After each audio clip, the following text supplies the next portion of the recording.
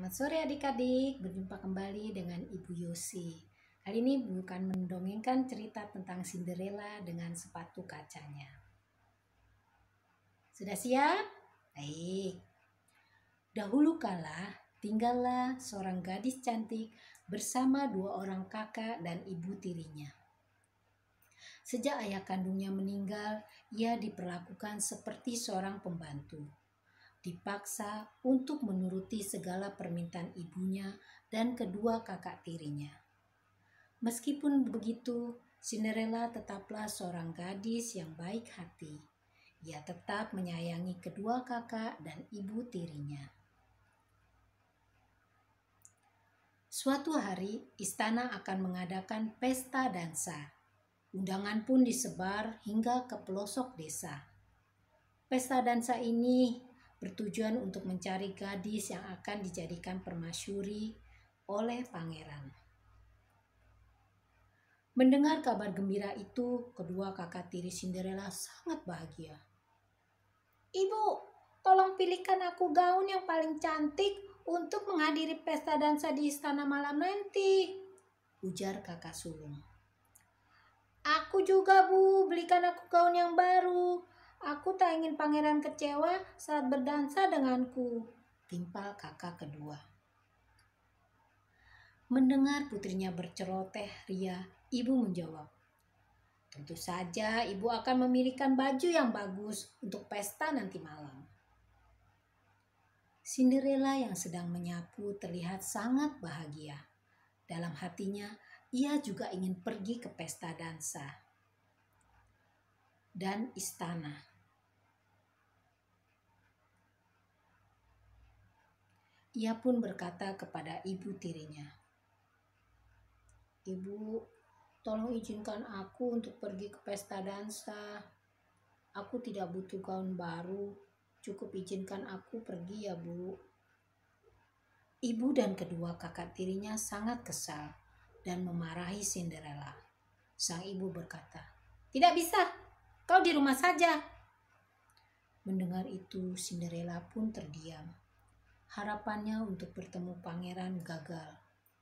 Meskipun begitu, ia tetap ikhlas menjalani perlakuan ibunya.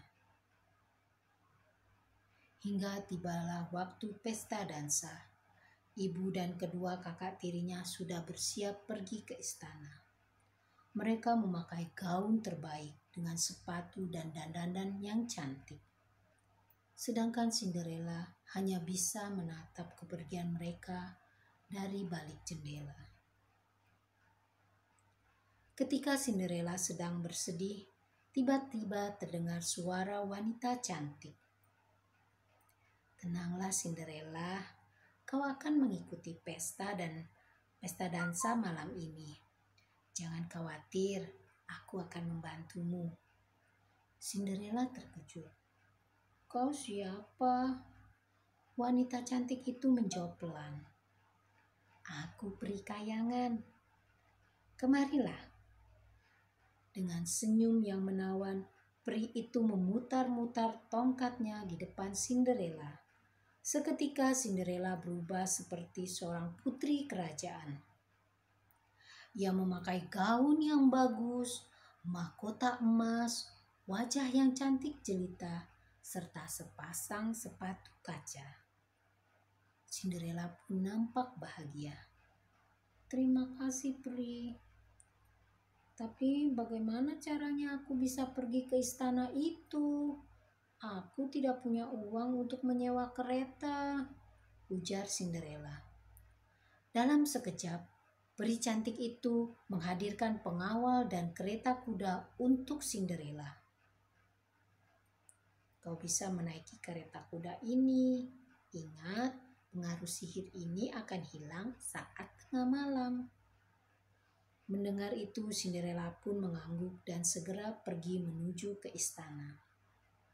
Sesampainya di istana, semua terpana melihat kecantikannya. Bahkan ibu dan kedua kakak tirinya tidak mengenali Cinderella. Pangeran pun jatuh cinta. Ia mengajak Cinderella berdansa. Cinderella sangat bahagia. Tiba-tiba lonceng tengah malam berdentang. "Aku harus pergi, pangeran," ujar Cinderella. "Tunggu putri, siapa namamu?" jawab pangeran yang berlari mengejar Cinderella. Tanpa disengaja, sepatu Cinderella terlepas sebelah di teras istana. Sepatu kaca itu akhirnya diambil oleh pangeran. Dalam hati ia berjanji akan mencari sang putri pemilik sepatu kaca itu. Keesokan harinya, pangeran bersama pengawal pergi hingga pelosok desa. Namun tak ada gadis yang cocok dengan sepatu kaca itu. Hingga tibalah pangeran di rumah Cinderella. Kedua kakak tirinya sangat girang mendengar kedatangan pangeran. "Berikan padaku, aku akan mencoba sepatu kaca itu," sahut dua kakak tiri Cinderella bersamaan. Namun ternyata sepatu kaca itu tidak cocok dengan mereka. Tiba-tiba Cinderella berkata, "Biar aku mencobanya, pangeran." Pangeran menjawab, "Silakan, Nona."